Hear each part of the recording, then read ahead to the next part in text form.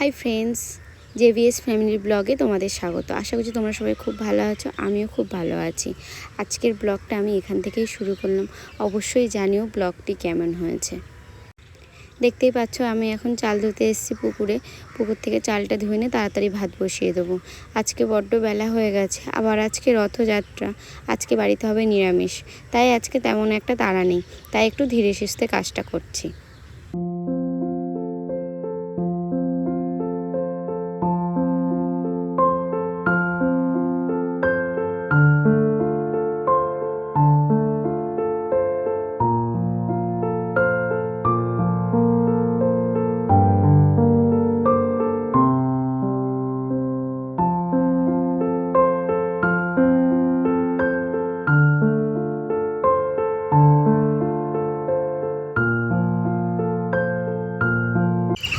ছেলেটা বড্ড দুষ্টুমি করছে, তাই একটু কাছে নিয়ে বসলাম।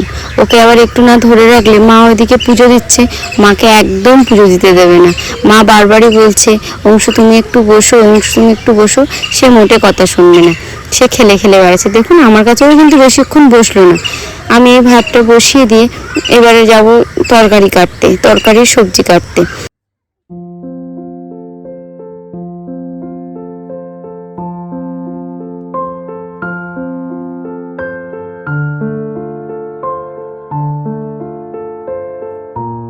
সবজি কাটা কমপ্লিট, চলুন একটু ঠাকুরঘর থেকে ঘুরিয়ে আনি। মা আজকে গাছ থেকে ফুল তুলে কি সুন্দর করে মালা গেঁথেছে। আমাদের গাছে প্রচুর ফুল হয় জানেন, সেরকম একটা ফুল কিনতে হয় না, গাছের ফুলেই পুজো হয়ে যায়।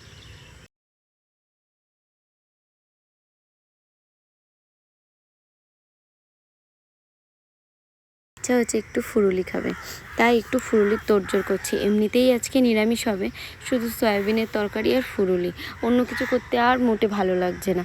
মাও বলছে থাক আজকে দুটো তরকারিই হোক, একটু ফুরুলি আর একটু সয়াবিন হোক, আর কিছু করতে হবে না, ভালো লাগছে না যেন।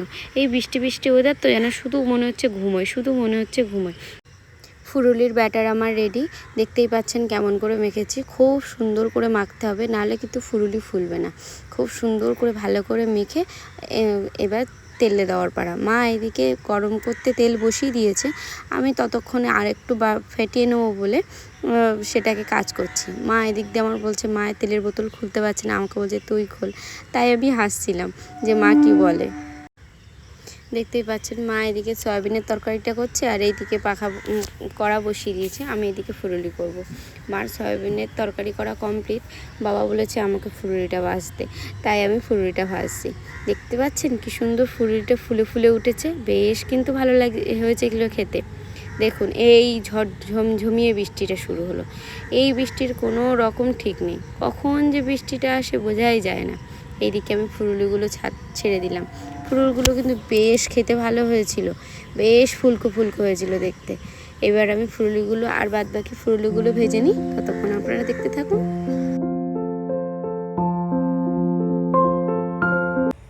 ফুরুলি ভাজতে ভাজতে হঠাৎ দেখলাম বারান্দায় বাবা, মা, ছেলে আর ছেলের কাকা চারজনে মিলে খেলা করছে, ফুরুলি লুকানো খেলা করছে।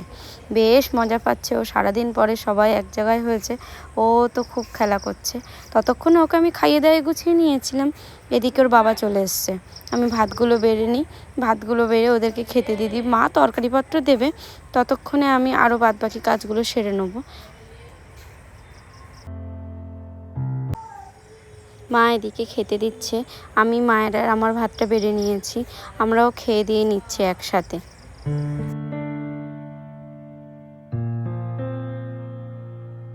খাওয়া দাওয়া সেরেই আমরা একটু গল্প করছিলাম, গল্প করতে করতে বিকাল হয়ে গেছে। মা বলছিল চল গিয়ে একটা গাছে পেয়ারা দেখছি, পেয়ারাটা পারি। ছেলে আর ওর ঠাম্মি গিয়ে পেয়ারাটা পাড়ছিল, ততক্ষণে আমি বাড়ির আর কাজগুলো সেরে নিলাম। আজকে তো কাজের দিদি আসেনি, তাই কাজগুলো সেরে নিলাম। নিয়েই গিয়ে দেখলাম মা তখনও একটা পেয়ারা পেরে উঠতে পারেনি, একা একা আর পারেনি পেয়ারাটা পাড়তে। আমিও গিয়ে একটু সাহায্য করলাম, কিন্তু সে পেয়ারা আর খাওয়া গেল না, ছেলে দিল পুকুরে ফেলে। কেমন লাগে বলুন তো। আচ্ছা আজকের ব্লগটা এই পর্যন্তই। আপনারা ভালো থাকবেন, সুস্থ থাকবেন, দেখা হবে নেক্সট ব্লগে।